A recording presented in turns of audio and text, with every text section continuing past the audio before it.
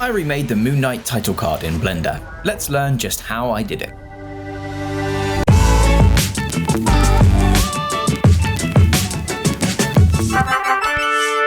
Tip Tut. Hello everybody and welcome back to Tip Tut. I love Moon Knight and I'm stoked for the new show, so I decided to recreate the title card from the new trailer. I used Illustrator, Blender and After Effects, and this will be the first Blender tutorial on the channel. I'm by no means an expert in Blender, very much still learning, so if anyone has any tips or better ways to do things, just pop them in the comments below and we can all learn together. Alright, let's do it. Part 1, Illustrator. Alright, so the first step was to open up Illustrator and pop a screenshot from the trailer on its own opacity reduced layer, and then a new layer on top. I went through with the pen tools, rectangle tools, path builder tools, all those usual tools from Illustrator, and I traced the very outline of the faces of the logo. Of course, if you had the font file, you could just type this out, but I didn't, and also I didn't think it was going to be a normal font. It's obviously going to be modified for the logo. I made sure to do this, the outside border, and then for the bits on the top, I did my own version of the Marvel Studios logo and subtitle. It's also important to note that I then went through onto all of the text and created outlines by right-clicking and choosing Create Outlines. This is so that we get all the Bezier curves and things that we need for when we go into Blender. Speaking of taking this into Blender, I just saved this as an SVG file, which you can do from File, Save As, and then dropping down to SVG. Just named it Moonlight and clicked OK. SVG 1.1 is totally fine. And once that's all done, you're ready to pop this into Blender and start modeling. Part 2, Blender. Okie dokie, so first things to do once you're inside Blender is to set up your document properly. So I'm going to go over here to my render properties and choose cycles for my render engine. And I'm going to use GPU complete. If you don't have a powerful enough GPU, just leave that on CPU and it'll be fine. Underneath light paths, we're going to turn on ambient occlusion by going down to fast GI approximation and turning that on. Then we need to move on to our output settings. Under the next tab, that's the output settings, we're going to make sure our frame rate for this document is 30 frames per second. You can leave your resolution at 1080p, that's totally fine. And we're going to choose where our output is going to be saved to. Finally, we're going to select our camera in the top right, go down to the new camera context tab and change that focal length to 35mm for a more filmic based lens. And that is everything you need to set up your document. Let's bring in our SVG logo. First things first, you guessed it, we're going to delete our default cube by pressing X and then clicking delete. Then pressing 7 on your numpad or holding Alt and middle mouse and dragging downwards will get you to your top orthographic view. Then go to File, Import and choose Scalable Vector Graphic. Navigate to your folder and bring in your SVG. Now, chances are it's going to be absolutely tiny. So we're just going to select this by dragging a box over it and pressing Scale to bring that up. Here I'm going to type in Scale and then 3. See how big that gets me. Not quite big enough. So let's scale that up even further. Zoom in a little here and pan over and zoom up just a bit further. That seems about right there. Perfect. Now, as you can see, this has been brought in as a series of Bezier curves. What we want to do is transform this into a mesh so that we can work on it directly. Now, to do that is very simple. All you need to do is select all of the curves that you would like to convert. So for us in this instance, that is of course everything. Then just choose right click and convert to mesh. That will change everything to a mesh and you might lose visually a couple of letters, but don't worry, they are of course still there. And now each of these curves is indeed a mesh. If you press tab to go to edit mode, you will see it's been converted to a mesh. But it is a very messy and busy mesh, far too messy and busy. God, that's a hard sentence to say. So we're going to tab into edit mode, press A to select everything, go up to our mesh menu here and choose clean up and then limited dissolve.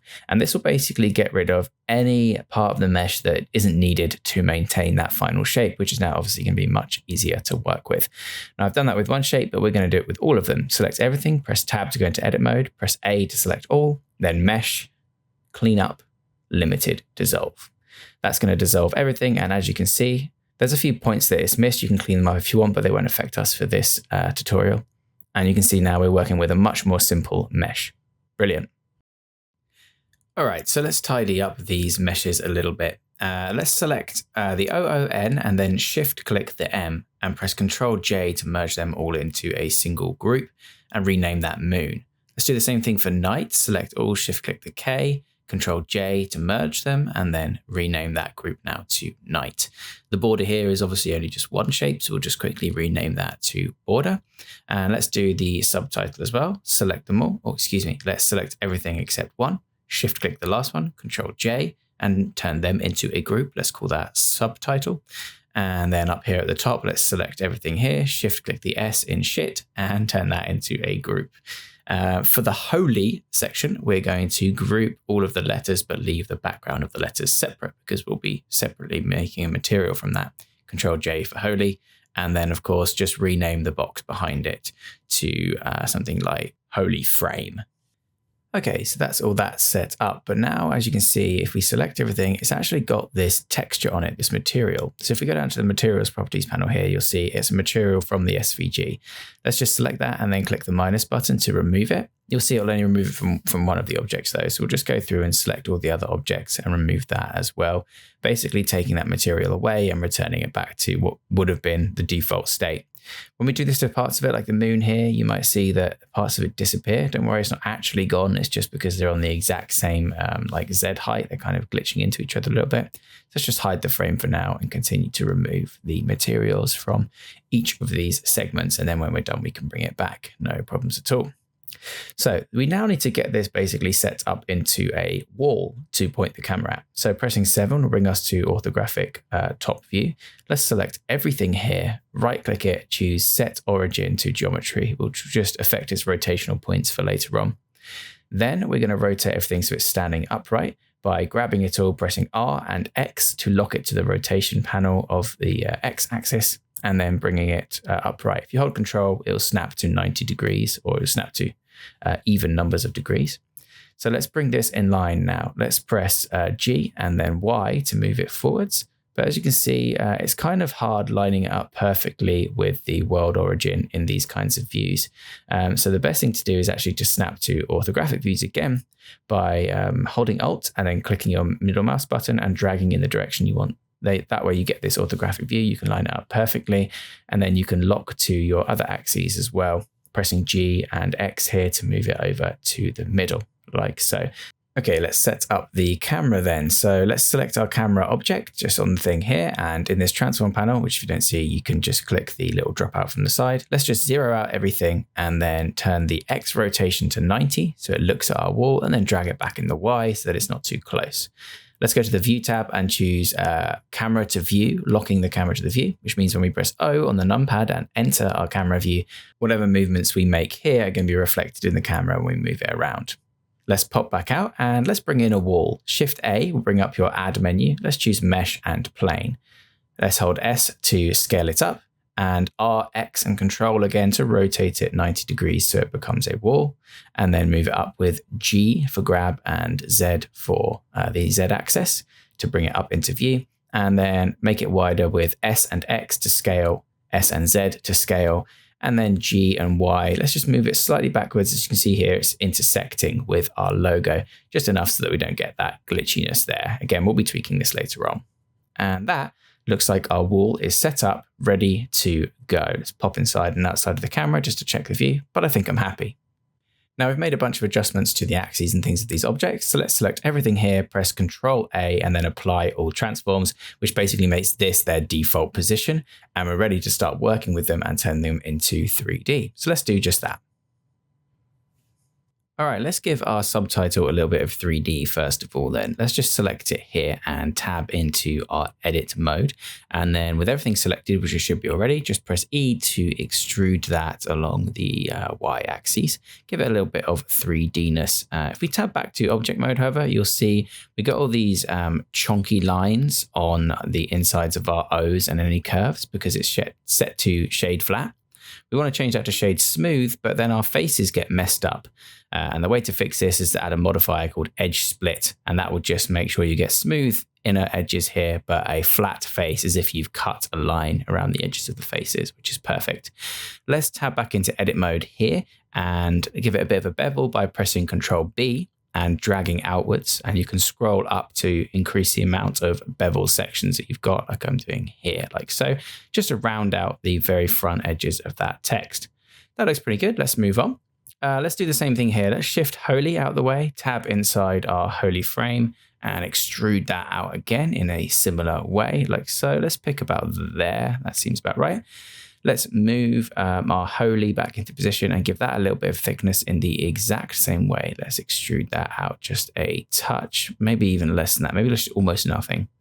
And then let's line this back up at the front by going to our orthographic side view with Alt and then middle mouse drag.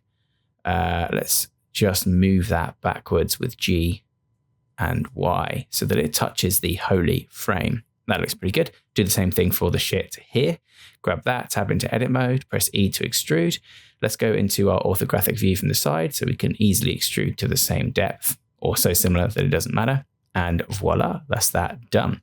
The other basic thing you need to do here, however, is make shade smooth, as you can see. So let's right click our shit and our other sections here. So it's just so funny to just keep saying that so casually. And let's change them to shade smooth so we get the nice smooth shading, and then add a edge split modifier to all of them. Probably didn't need it for the box, but hey ho, we've done it now. Add an edge split to the shit as well, which just gives us nice smoothing on the curves of the S with a flat face. Let's do the moon then. Exact same thing to the word moon. The rest of these are going to be a little bit different. So let's just quickly finish this off. Tab into edit mode, press A to select everything, 1 to select point mode, and then let's extrude that out using the slide orthographic view to quite a significant depth more than our other elements. And that looks pretty good. Same thing we did on the subtitle text here. We're going to press Control B to create a bevel on the edges of our letters. It's very important here that you don't over bevel it. So I'm going to look at the smallest point of my moon here, and you can see that over beveling causes some weird glitches. So we'll just get to the point where it all looks good and then tab back into object mode. That just softens the edges of our shapes a little bit. Shade smooth it again. Add modifier, edge split, although you can see that front bevel actually fixes the shade smooth issue. You can do the same thing with an inset, but edge split is the most reliable way to do it with a modifier. Okay, for the knight and the border, it's pretty similar, but with a slightly different technique. So let's take a look at that separately. Okay, so it's a fairly similar start for the knight word, at least. We're going to tab into edit mode and extrude to the same depth as moon. So let's just go into right orthographic view here and press E to then extrude that out to the same depth. Seems about right to me. Let's confirm that there. Tab back out. Sorry, not tab back out. Move the camera back out. And let's go to inset these faces to create a little border edge. So with all those same faces selected, I'm going to press I, which will create the inset. And then I'm just going to drag myself in a little border just by moving the mouse until we get this kind of nice double edge here. And then pressing E again, we're going to extrude that face inwards, which creates this little wall around the edges of the text. So as you can see, very similar, but we're not beveling these or anything like that. So we will then, of course, once we're happy with that, need to tab back out and do our shade smooth technique as well so that we don't get the weird faces. So shade smooth, you can see it really messes up here until you do the edge split, and then that makes it look perfect. That's looking pretty good. I'm fairly happy with that. Of course, we can edit the depth of that sort of inward extrusion at any point later on. So let's do the same thing to the border, and we can refine it as we go, obviously. Over into right orthographic view, extrude that out. Let's bring it in line, like so. If you haven't done it quite well, don't worry about it. You can just press G to grab it instead of extruding it again and move that into position. And let's inset it again here. But as you can see, the angle from which you choose to do this can sometimes be important, because if you drag a little bit too much, your entire inset can get messed up. So if you want accuracy, I find it is best to go as close to the origin as your shape as possible. The origin for this border is in the middle, for example. So if we zoom down here to the border here and try insetting again, you can see we get a greater level of control. So let's create that inset about there. That seems good to me.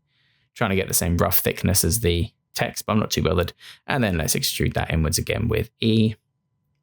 About there. Again, we can edit this later on. Not too big of a deal if we want to tweak that, but that's looking pretty good for now. Yeah, somewhere around there. Okay, great. Let's tab back out into object mode, shade smooth, and then of course, apply our edge split modifier. Looking good. So in order to carry on, we really need to set up a basic light for our scene so we can just kind of see what's going on there. Let's pop inside our camera view so we can see what our frame is going to look like quickly. So we know which area roughly we need to light. And let's just take a look by clicking the rendered view up here in the top right at what our current lighting looks like, i.e. crap. So let's select our light in the top window section here, press O to come back out of our camera. And we're going to just get rid of this light. We don't want it. We're going to add in a sunlight, or I suppose in this case it would be a moonlight, by going to Shift A, light, and then sun. That's going to drop a sun into our scene. We're going to move this position up with G, X, Y, and Z respectively. But this doesn't actually matter. It doesn't really translate position-wise. However, rotation does, which we control with that little yellow dot on the line there. So you should position it in a way that seems to make sense so that when you change the angle, it kind of makes sense to you what angle it's coming at. Let's tab back into our camera. That's looking a little bit better now, a bit more like the actual show's one. But we don't want this subtitle down here to be casting a shadow because it doesn't in the original. So let's select that. We'll go over to the object properties of the subtitle. So if we select it over here in the right-hand panel, this sort of orange square, let's then twirl down the visibility options, and then under the section called Array Visibility, you just uncheck shadows. So now it is receiving shadows from light sources, but not casting any. And now it's time to look at some basic materials. But before we do, turns out I'm dumb. Hi, I'm an idiot, and shortly after recording this next section of the tutorial, I realised I hadn't switched my encoder from MKV to FLV lossless, and therefore there is a little bit of lag during this section where I'm making the basic materials. However, you can still see what I'm making, you can get the results. I have put the screenshots of the finished materials in there anyway, so you're just going to deal with a little bit of lag in the next bit of footage for the next minute or so. After that, I fixed it, I stopped being an idiot. I'm really sorry. I love you. Let's carry on. Sorry. Oakley dokley. Before we get on with the materials, what I want to do is actually push back this wall a little bit in Y space so that the shadows of the Moon Knight letters extend past that like you see in the real version. So I've just pushed that behind this plane. As you can see, it's actually intersecting with it. That's not a problem at all. And we're just going to align it so that it's pretty much in line with the holy shit words above it as well. That looks pretty good to me. Let's do a little bit of texturing. Let's click on this little texturing icon here in the top right. And as you can see, everything's white at the moment because we don't have any textures on anything. So go down to the material options over here and press plus new. And that's going to give us a new basic texture that we can rename to something like wall. And we'll build the wall texture first. Let's go over to our shading tab in the top, and with the object wall selected, you'll see now we have this panel in the bottom where we can start adding things called nodes to our texture to control how it looks.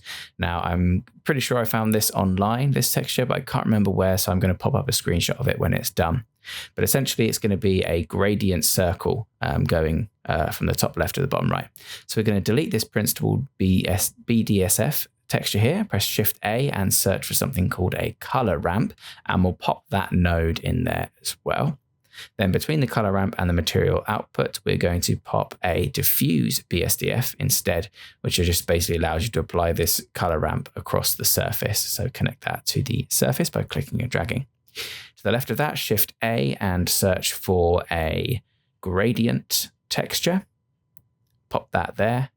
Connect the color to the factor on that gradient texture and change linear to quadratic sphere, and you'll start to see where we're going with this.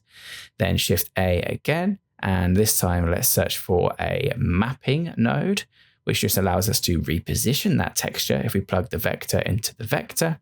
And then to actually allow us to reposition it, we will need a texture coordinate node as well. Now this is, like I said, a little setup I got from online. If I find the link, I'll stick it in the video. If not, I'll stick up a screenshot of it afterwards. But plugging the UV of the texture coordinate into the vector of the mapping node allows you to control location, rotation, and scale of the gradient texture via these controls here. So I'm just going to tweak around with those until I get a position and scale that I want, which is essentially a bright light in the middle, sort of upper left of the wall, going down to darkness in the bottom right. on the color mapping node, we're going to pop in the colors from the screenshot. Now, off on my other screen, I'm just eyedropping the screenshot in Photoshop in the brightest section and darkest sections, and then just clicking this bar here, going to the hex value, and then pasting that hex value in just to give us a starting point. So that's the darkest point of the screenshot that you saw me using in Illustrator earlier, and this will be the lightest point of the screenshot. You can see I'm just copy pasting from that Photoshop window and placing that into the color value of the Blender window. Of course, you could just drag around on the wheel on the top, as you'll see me do in a minute, to tweak it. With the rest of the color ramp, I'm just going to tweak by adding in different colors and moving their positions around on the color ramp until we get something that you like.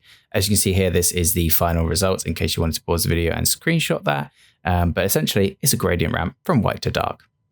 Okay, let's texture the moon text now. Let's select that and click plus new on this window here. This creates a new material in the same manner as before, just in a slightly different view for creating the material. And we're going to add a color ramp and some basic noise onto this moon to make a simple noisy white. So let's press Shift A, search for color ramp, and drop that in. Unfortunately, this is the point where the video does start lagging. Really sorry about that. It will fix itself in a minute or two when I change render engines. Connect your color to your base color. And from here, we're just going to go from what is essentially white down to a very, very light off blue gray that I was just referencing there from Photoshop. As you can see, though, as we slide this around, this slight darkness doesn't really affect it much, just stops it from being a pure white. So I'm just adding a little bit of value and a touch of blue into that so that it reflects the blueness of the moon.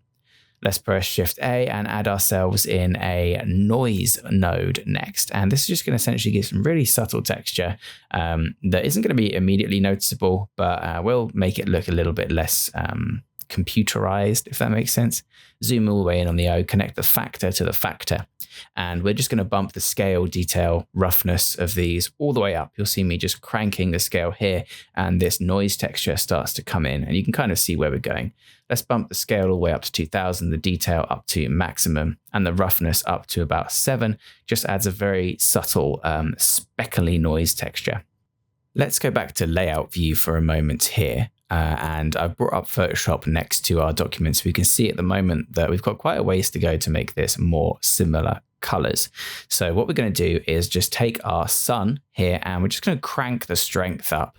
You can see that in the middle of the screen, cranking the strength all the way up to about 6. Unfortunately, this is where the lagging gets quite bad, but please forgive me, it fixes itself right about now. We can change the angle of the sun to better match the correct shadow as well. But as you see, everything on the right is a little bit more blue than what we have here. So we're going to go over to the color of our sun in the light properties here, and we're just going to change that color to be a bit more blue. And immediately that affects obviously everything in the scene and starts to make it look a little bit more like the one on the right, which is obviously what we're going for. That's the whole idea. Okay, so let's move back to texturing these final bits then. Obviously, we'd like the rest of this to use the same white. So we're going to select the night here, the subtitle, the border, the shit, and the white on the holy. Then we will shift click the moon and press Ctrl L to link materials, and that will apply the same material as on the moon to everything else in the scene, which is quite useful. Finally, then we need to add red to the background of the holy, but unfortunately this is where the footage lagged out so badly it was completely unusable. However, it is the exact same texture as the rest of the moon textures, but with a red gradient instead of a white gradient. Simple enough, right? And you should end up then with something that looks a little bit like this. Now this is starting to look good, but the shadows on the night here are really quite strong. They're far too deep. So we're going to go into edit mode on our night object here, and those faces should still be selected from the last time we used it, but if not, just select them and then press G and Y to bring those out, and you'll see that will shrink the shadows down to a more acceptable level, and tabbing back into object mode, you'll be able to see the result of that. And the same thing for the border here, far too strong compared to the original footage. That is looking a lot closer already, and we're starting to get there. Okay, that's it. There's no more lag now. I promise I've fixed it. Thanks again. Okay, so in the original, there's this real nice kind of spotlight over the word moon and the start of the K and the N. So we're going to add that in a little bit as well, just so that our gradient background isn't just a gradient. Let's Shift A and add in a spotlight, and then using G and the usual axes tools, let's move it up into position over in the top left to mirror where the rest of our light is kind of coming in from. Let's pop it over to the left here, and let's also bring it out from the wall, because the way a spotlight works is a bit like a sun. You have to direct it by clicking and dragging on this yellow dot here to kind of move it into the relevant position. That's looking fairly good to me. Right, let's press 0, numpad 0 to go inside our camera and start playing with these settings. Let's crank the brightness of this light, the power, all the way up, somewhere around, I don't know, about 200. And increasing the radius as well will affect like the sharpness of the light, how soft or hard the edge is. And then increasing the spot size, obviously increasing the size of the spot. As you can see here, it is creating this kind of double shadow effect. You're getting the spikes of the Ks and the Ns. If you don't want that, you can just turn off cast shadow here. And that will actually also lighten up the shadows as well, which matches a little bit better with the original footage you can see. This is totally obviously personal preference, so which one you prefer the style of. So that spotlight does add quite a lot to the design. Let's take a look at finally animating this thing. Okay, so let's talk a little bit about animating the camera. We're going to click our camera in the top right panel to select it. And in our timeline at the bottom of the screen here, we're going to press I whilst hovering over our viewport for insert, and then click location. So that's insert keyframe location.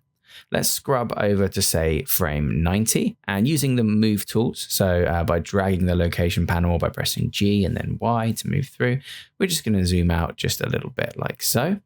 Once you've zoomed out, you have to insert another keyframe, I location, and then that will confirm your choice. If you don't press I and confirm your choice, nothing will happen. Same thing here. I'm modifying this keyframe by zooming in like so. I'm going to need to press I and then location again to confirm it. Otherwise, it will just revert to whatever the setting was first. And scrubbing through, there you go. There's your animating your camera. Let's pop back to solid view for a moment so we can see a bit more clearly the motion because the render is getting quite distracting. That looks pretty nice, but I want it to move fast and end slow. So I'm going to select my keyframes here, click on this little clock and choose graph editor from the list. Okay, let's pull this panel up to give us more space. And as you can see under these object transforms, we have our location changes per axis. Like here, for example, it's only really moving on the Y axis, but it's given us location keyframes for all of them. Clicking normalize button, that big blue button at the top of the timeline, will give you a graph that you can work with. And you can just pull this handle on the end here, and you can see you're affecting the speed ramp of your animation. The more vertical the graph, the faster it's going. The more horizontal the graph, the slower it's going. So now, as you can see from this, the camera's going to move a little bit quickly and then slow down a bit more. You can always undo your changes here, so don't be afraid to experiment, but you can also lock your controls to the axes in the same way you do in your viewport by just, pressing, dragging the point and then pressing X to lock it to the X axis so you get that perfect movement. Okay, let's take a look, I think, at animating the light next, because the shadows change quite drastically on our original piece of footage here. So popping over to render view mode, you can see what we want to do is animate our sunlight. So let's select that from the top right menu here. And we're going to do the exact same thing that we just did with the camera, but with the sun. Press I and keyframe the rotation, not the location. And we'll do that at both 0 and 90. You can see that if you make the end no changes, if it's the same keyframe on both 0 and 90, you get this orange bar between the middle. So make sure once you have changed your initial setting, you do go back and press I and then confirm it again. That bar will disappear. That's just like a little visual indicator that your keyframes are the same at the moment. For example, I confirm that. It disappears. We now have lights that travel and change in the same way that the camera travels and changes. Very simple to add keyframes in Blender and start working with some really basic animations. However, at the moment, as you can see now, we've moved the light. It is far too bright. So we're actually going to go and keyframe our strength by clicking on the little keyframe icon next to the strength, like so, at the start and the beginning. And then we'll just turn that strength down at the first keyframe, click the keyframe button again, and that's doing the same as confirming by pressing I, apart from obviously that isn't on the list. So now we have a more controlled variation of light. Let's select those keyframes, go over to our graph editor, and we can see a bit more clearly what's happening. We now have an object transformation animation here, and we also have a strength animation here. So what I want to do is lock off those object transformations, choose our strength, select the keyframes, and then I can drag these handles over by clicking and dragging like so. And that's going to affect, we basically want the strength to slow down a little bit. So the strength is increasing at the moment quite quickly. We're going to drag this handle over to the right. And as you can see here, you can sort of move up and down. But if you drag and then press X, it will lock it onto the X handle, X axis, so that you can't move it up and down. And then we're getting a more slow increase in strength on the light. And that is giving us a better look consistently throughout our animation. Let's lock off that strength so we don't accidentally change anything. And now let's take a little bit of tweaking onto the object transformations. So it's rotating on quite a lot of the axes. Let's select these points. Again, you see freedom of movement there, which is no good. You want to click and drag and then press X to lock that off on the axes. So drag, press X, it snaps that axis. You get a bit more better control of your lights. And we want the light here to expand quite quickly. Woomph, like that, and then it slows down as it exits, almost like a light is moving into position and easing into that position. Okay, so all of those affected together because we selected all three of those points, but let's pull them a little bit further, just like that. That looks pretty good to me. Okay, so now we have basic camera animation, basic lighting animation. So now it's time to move on to make the words Moon Knight sort of like expand and reveal themselves from the wall. So let's jump into that.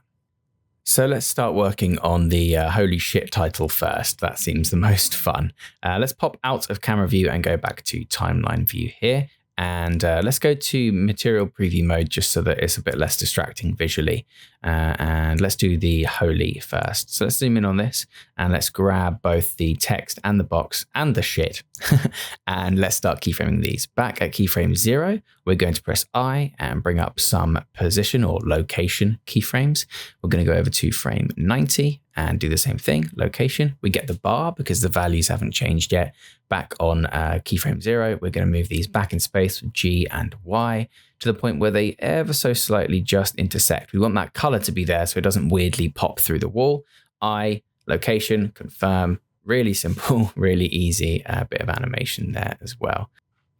So I think what I would like to do is have these start fast and go slow. They look a bit boring and linear at the moment, so a similar speed to the camera and light movement that we did before. So let's grab all of those elements. Let's go to our graph editor view, and we're going to make sure we've got all of these selected here. And we're just going to drag these handles out in the same way that we did for the lights and the camera. Let's select everything on the stage. Make sure that we've got normalize selected. Grab those last handles and then, of course, click and drag, press X to lock to the axes, and let's drag them all the way over, say, frame 30 or so, see if that looks any nicer. Go to rendered view just to check what it looks like with the shadows. There's no issues there. Yeah, that looks really nice. I'm pretty happy with that. But I feel like maybe it's a bit different from the light. You can see here that the handle is pulled all the way over to 0 for the light's movement, and we probably want the same thing for these other elements as well. So we'll reselect them and we'll just drag this handle all the way over to 0 so that it has the same influence of movement as the light, essentially. They're going to pop out really nicely and just drift into position. That's looking pretty nice, but everything's happening at the same time at the moment, and I'm not into that. Let's delay a few things. I'm going to grab the shit in holy shit. Let's go to material preview mode so it's a bit easier to see. Grab my keyframes, and I'm just going to drag them over a bit. Let's try 10 frames first. Now the holy comes out, and it's followed by the shit. Let's, I don't know. Let's put that a bit further, maybe 15. Yeah, that delay looks really nice there. I quite like that a lot. We are now going to do the same thing for the moon. So I'm just going to fast forward through this bit. All the rest of this movement is exactly the same that we've just done for the words above. And we'll pop through when something is a little bit different, such as the subtitle. Okay, that's looking pretty nice. As you can see here, we've got all of the bits now coming in at a delay. The moon, the night, the holy, the ship. The only thing we haven't animated is the subtitle. And that's because I want to do something a little bit different for this one. Now, the first step of animating this subtitle is just going to be animating its position in the same way we have done these other animations.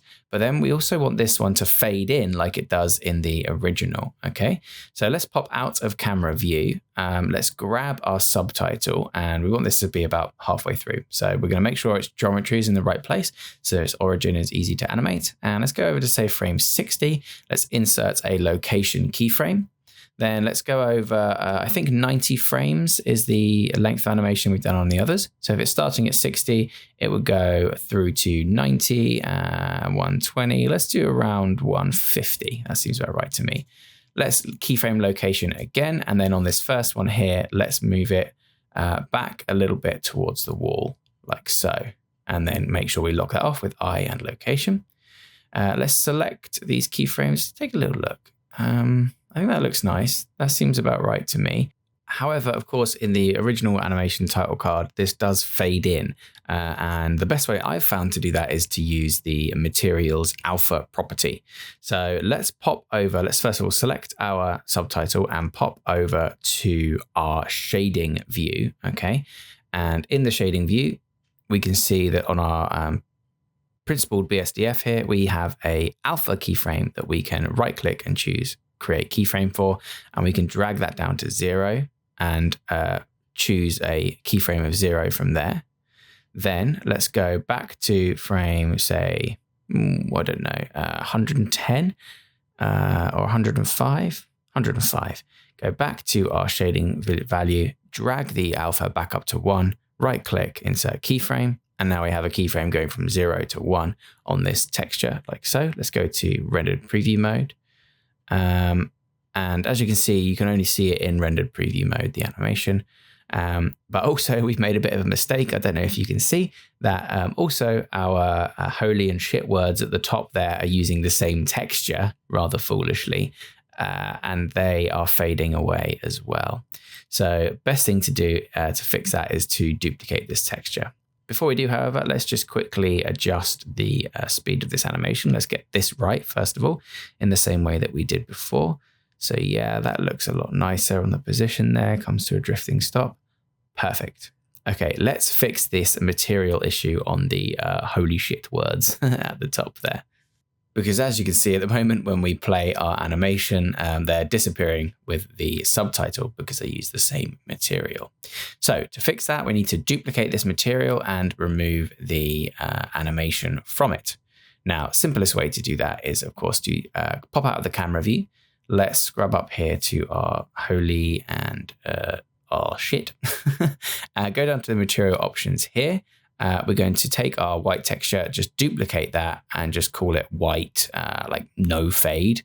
Then we'll pop over to our fade keyframes under the material view and we'll just delete them. Okay, so go to shading, right click on alpha, clear keyframes. Now we have a new material with all the other animation in place, but it doesn't fade. Okay, so that starts off, it's still visible, but the subtitle fades in. Then all we need to do is go over to our holy text and change it from the white texture to the white no fade texture. And that's fixed. We've fixed our terrible mistake. Looking pretty good. Okay, so there's just a final few things to tweak before we can consider this ready for export. So let's do a quick test on the final frame of our animation here. Just to check with a single image before we render the animation that we are happy with the results. So let's trim down our animation back to our last frame that we need, which I think is 150. So let's just do that with this number here, like so. We will now be rendering frames 0 to 150. And before we animate the full animation, or render the full animation, it's best to do a quick check on a single image. So let's check that our settings over here are correct, which I think they are. Let's go into the right folder. And up in the top left of your menu, you can just hit render image, and just wait for that image to fully render, which will look a little bit like this, hopefully. And there you have it. If you're happy with that, great. If not, then pop back into Blender like I'm doing here and just tweak your settings until you get something that you're particularly happy with. This bit's kind of just up to you, so I'm not really going to cover this bit. Maybe you change the lights, maybe you change the position slightly, who knows. Once you have done that, however, you just go up to the top left, choose render, hit render animation, and it will render out a series of PNGs to the folder that you specified. This is going to take a while. Maybe leave your computer running overnight, come back to it in the morning, and you should come back to a folder of lovely, beautiful PNGs ready for part 3, taking it into After Effects. Part 3, After Effects. Okie dokie. So once you've got all of your frames rendered, this took me overnight, drag that entire folder into After Effects, which is going to give us a PNG sequence item. We can right click that and choose new comp from selection, which takes care of all the details for us. Control Alt Y will create a new adjustment layer. And I'm just going to put a little bit of noise on this adjustment layer here. Somewhere around, I don't know, 6 or 7%, just to add a little bit of like analog to this very digital looking selection here. That's looking pretty good to me, super subtle, but it works. Control Y will add a new solid on top, and double clicking the sphere tool or the sphere shape tool will create this circle that is fit to that solid. Changing the mask to subtract and then pressing F and turning up the feather is a really nice quick way to create a cool vignette that you can pop around the edges of your frame. Let's change the blending mode of that to overlay and crank the opacity way down to 30 or so. And that just gives us a nice bit of extra darkness around the edge here. That's looking pretty good. But however, as you know, in the original Moon Knight, there is like some wispy smoke coming from the edges. Now I just have a piece of stock footage that I found from pexels.com. That's PEXELS of just some white smoke on a black background. We're just going to drag that down onto our footage here. And we're going to find a point where the smoke started to move a little bit more slowly. Maybe it's only taken up a corner of the screen. And we'll press Ctrl-Shift-D to split that layer and then move that over to our starting point. Grab your pen tool and just click in a rough semicircle around the bottom left hand side of your video screen here and close off that mask. F again will bring up the feather, and let's crank that feather out like so. Obviously this is way too strong at the moment as well. So we're just going to shift that down to the bottom left of the screen just a little bit further, maybe say around there, and change the blending mode of this to, should we try soft light? No, not soft light. Let's try screen. Screen works well. Let's drop the opacity down just a little bit, say 80%. And that's looking pretty good. I quite like that. However, obviously it's only one side at the moment, which isn't great. And it's moving pretty fast as well. So let's right click this, choose time from the menu here. Where is it? There it is. And time stretch. And let's type in 200 to slow that down by 50%. Right click it again, go up to frame blending and choose frame mix. That just helps a little bit with the slow-mo. Yeah, that's looking much nicer. Pretty good. Let's now duplicate this layer with Control-D and transform, flip it in half from this right-click menu, flip horizontally. That'll pop it around on the right-hand side. We'll offset it by just dragging it to the left a little bit so that it's not the exact same piece of smoke, because that would look naff. And there you go. We've got some nice looking smoke at the bottom of our screen here. Looking pretty good. Okay, final things to do then is to add a new layer on top. That's another black solid. Double click the rectangle tool this time, change the mask to subtract, and then using the pen tool or the selection tool, just select the top 2 vertexes in this mask and move them down with the arrow keys. Do the same for the bottom, move them up, just to give it that film aspect ratio, because believe it or not, that does really affect a lot of people in terms of making something look like a film. And then we'll take our PNG sequence and we'll just center it up, because I forgot to account for this during that stage. And that is looking pretty good. Let's take a look at the finished product.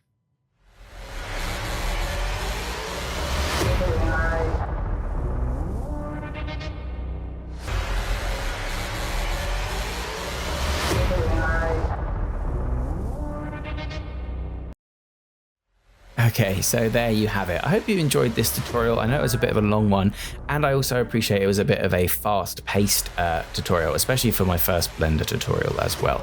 Obviously not great for beginners, for people that are already a little bit efficient in Blender. Hopefully this has got some cool tricks in there for you. If you have any feedback on this type of tutorial, please let me know. Usually I obviously do like these complete process work videos, but that would have taken forever for this one. So any comments, any feedback, any criticisms, that sort of thing, just pop them down in the comments below. I'd love to hear from you. And again, like I said, any tips that you have for me or other users of Blender, things that you think I could have done easily or better or in a different way, more efficient way in this video, leave them in the comments as well. Otherwise, thank you ever so much for watching. Well done on making it so far. This is a 45-minute tutorial at this point. Congratulations, well done, and I'll see you next time on TipTut for hopefully more new and exciting things like this. Thanks very much, everybody, and I'll see you next time. Absolutely massive thank yous to my level 2 and above members, without whom this channel would not be possible. Some of these guys have been supporting this channel now for over a year. That's incredible. I love you all. Thank you so much. I'll see you next time.